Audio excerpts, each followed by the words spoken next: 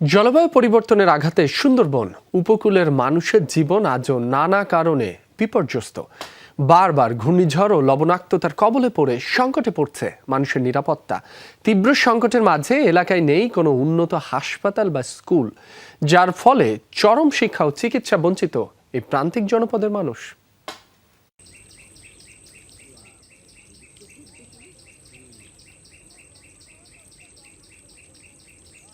সুন্দরবন উপকূলে এখানে তরুণ প্রজন্ম যারা আছে, শিক্ষা অর্জন করতে গেলে এদের তো অবশ্যই সবার বাইরে যাওয়া লাগে। খুলনার আশেপাশে আমাদের এখানে ভালো কোনো কলেজ নাই যেখানে উচ্চশিক্ষায় কেউ শিক্ষিত হবে। তো ওখান থেকে আসার পরেও অনেক আছে সাধারণ উদ্যোক্তা, তাই ছাড়া চাকরি বাজার কোনো অপশন নাই। সবথেকে বড় সমস্যা হচ্ছে উপকূলীয় অঞ্চল হচ্ছে আমাদের সবথেকে অবহেলিত অঞ্চল।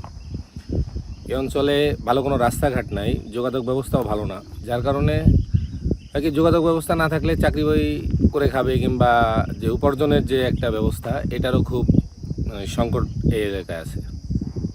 কৃষিকাজ যারা করতেছে, যারা শিক্ষিত ছেলেপেলে আছে, অনেকেই চাকরি করতে পারতেছে না, যার কারণে এসে দেখা গেল বাবার জমি আছে, অনেকে বর্গা নিয়ে কাজ করতেছে জমির।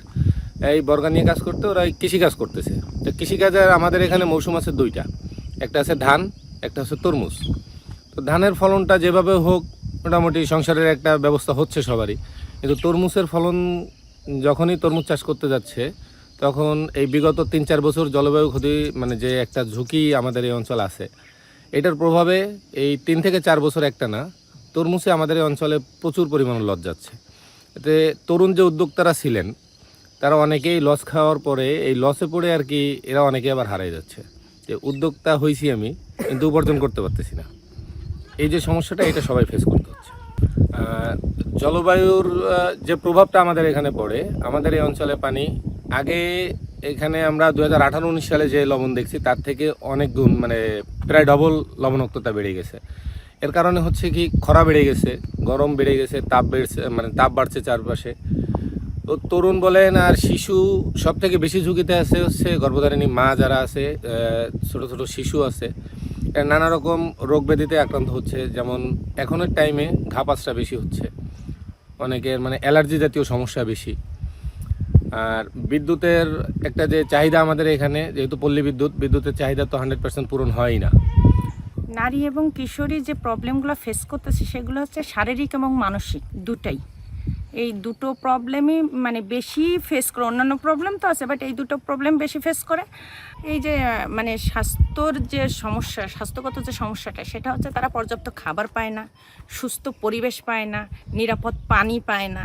একটা কিশোরী যখন সে কৈশোর থেকে কিশোরীতে আসে বা একটা পূর্ণবয়স্কতে পা দিবে, তখন যে পরিষ্কার পরিচ্ছন্ন একটা জলবায়ু তাদের দরকার, সেটা কিন্তু আমরা দিতে পারতেছি না।